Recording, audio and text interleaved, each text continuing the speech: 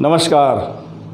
आइए इस वक्त हम साल्वेशन की कुछ ज़रूरी बातों के विषय में बात करेंगे और आज का हमारा विषय होगा धर्म या उद्धार, रिलीजन और साल्वेशन। मेरे प्रिय भाई बहनों, इस धार्मिक संसार में संसार की धार्मिकता को हर कोई प्राप्त कर सकते हैं, लेकिन उद्धार को कोई कैसे प्राप्त कर सकता है, ये भी जानना हमारे लिए ज़रूरी है। मुक्ति, मोक्ष, उद्धार या अनंत जीवन कहिए, परस्पर एक ही बात है और इसी मुक्ति, उद्धार या अनंत जीवन को पाने के लिए लोग किसी ऐसे धर्म संस्था की खोज में है जो उन्हें मुक्ति, मोक्ष, उद्धार या छुटकारा दिला सके। और अवश्य है कि जब हम इस धार्मिक संसार पर दृष्टि डालते हैं तो हमें अनेकों धर्म देखने को मिलता है और कई लोग तो इस बात के लिए काफ़ी प्रयत्नशील हैं कि उनका अपना धर्म दुनिया में अधिकाधिक फैलता जाए। अक्सर यह भी सुनने में आता है कि हमारा धर्म सबसे अच्छा है, बाकी धर्म बेकार है। परंतु वास्तव में धर्म की परिभाषा क्या है?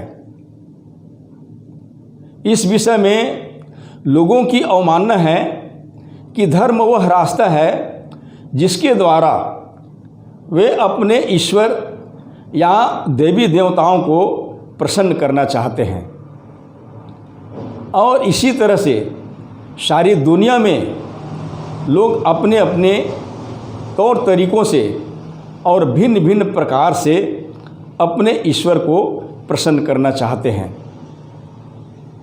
लेकिन इस संदेश में हम किसी भी धर्म की बात नहीं करेंगे और न यह बताने का प्रयास करेंगे कि कौन सा धर्म अच्छा है या सच्चा है।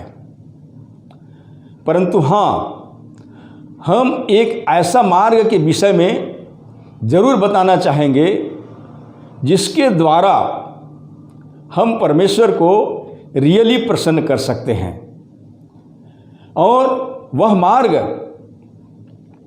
जो सचमुच में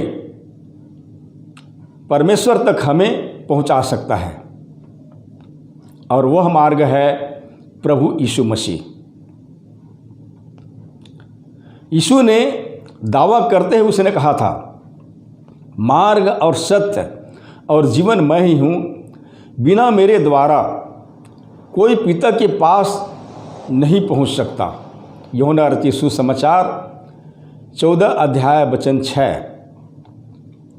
जी हाँ प्रियो, यीशु जब इस संसार में आया तो वह किसी धर्म को लेकर के नहीं आया और न ही वह कोई धर्म स्थापित करना चाहता था, बल्कि उसने स्वयं अपने आप को हमारे लिए क्रूस पर बलिदान कर दिया।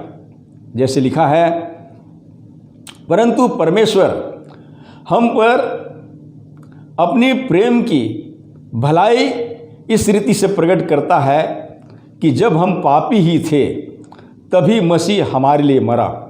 रोमी के पत्री 5 अध्याय वचन 8। यीशु खोए हुओं को ढूंढने आया और उनका उद्धार करने आया था और वह परमेश्वर और मनुष्यों के बीच में बिचवई बन गया और परमेश्वर से मेल कराने वाले एक मध्यस्थ बन गया। जैसे लिखा है, क्योंकि परमेश्वर एक ही है और परमेश्वर और मनुष्यों के बीच में भी एक ही बिचवई है, अर्थात मसीह यीशु। पहला तीमुथियुस की पत्री 2 अध्याय वचन 5। और पवित्र बाइबल के अनुसार प्रभु यीशु ही एक ऐसा नाम है जिसके द्वारा कोई भी व्यक्ति उद्धार को पा सकता है।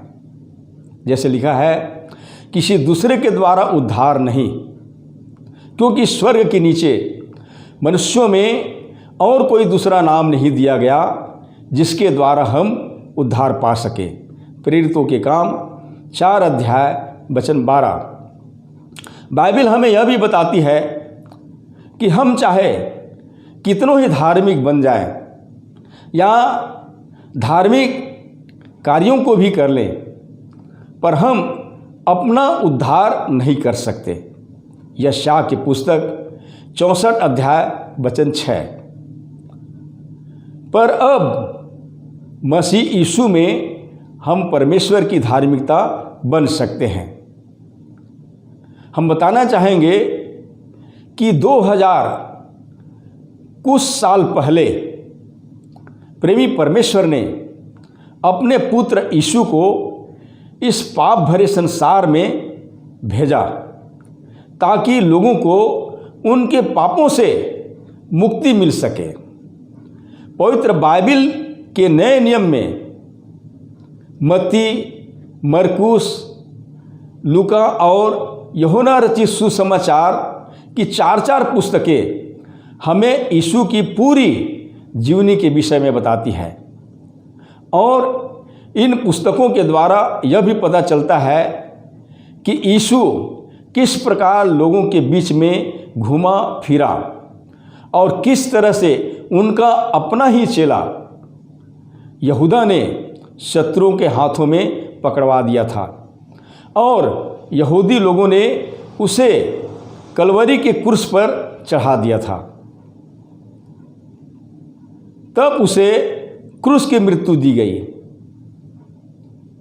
तत्पश्चात उसे कब्र में गाड़ दिया गया, पर मृत्यु से विजय पाकर वह तीसरे दिन फिर से जी उठा। और यही सारी दुनिया के लिए एक अच्छा सुसमाचार है, शुभ संदेश है। पहला कुरिन्थी के पत्री 15 अध्याय वचन 4। यीशु की मृत्यु आपके लिए, मेरे लिए, दुनिया के तमाम लोगों के लिए बहुत ही महत्वपूर्ण है और इसका बहुत बड़ा अर्थ है, क्योंकि यीशु के मृत्यु के बिना हमारे पापों की प्रायश्चित का कोई विकल्प नहीं था। लेकिन उसके मुर्दा में से जी उठने के द्वारा, मतलब सुसमाचार के द्वारा, यीशु अब हमारा परमेश्वर से मेल करवा सकता है। हम यह भी बताना चाहते हैं कि प्रभु यीशु कोई धार्मिक गुरु या लीडर नहीं है जो लोगों को अपने धर्म की ओर आकर्षित करने आया था। हमें इस बात को समझना चाहिए कि यीशु का अपना कोई धर्म नहीं है और ना ही उसके अनुयायी किसी धर्म को लेकर उत्साहित है। पवित्र बाइबल के अनुसार प्रभु यीशु मसीह जीवते परमेश्वर का पुत्र है और लोग उसके द्वारा अनंत जीवन में प्रवेश कर सकते हैं। आज जो लोग इधर उधर भटक रहे हैं, उन्हें सच्चे मन से प्रभु यीशु मसीह के पास आनी चाहिए, क्योंकि उसके पास आने वालों के लिए अनंत शांति देने की वादा करते हुए यीशु ने कहा था, हे सब परिश्रम करने वालों और बोझ से दबे हुए लोगों, मेरे पास आओ, मैं तुम्हें विश्राम दूंगा। मत्ती रचित सुसमाचार 11 अध्याय वचन 28। हम देखते हैं कि उद्धार पाने के लिए लोग बहुत बड़े बड़े चढ़ावे लाते हैं और बहुत से भौतिक वस्तुओं को भी लाते हैं, परंतु प्रभु यीशु आपसे कुछ भी नहीं चाहता।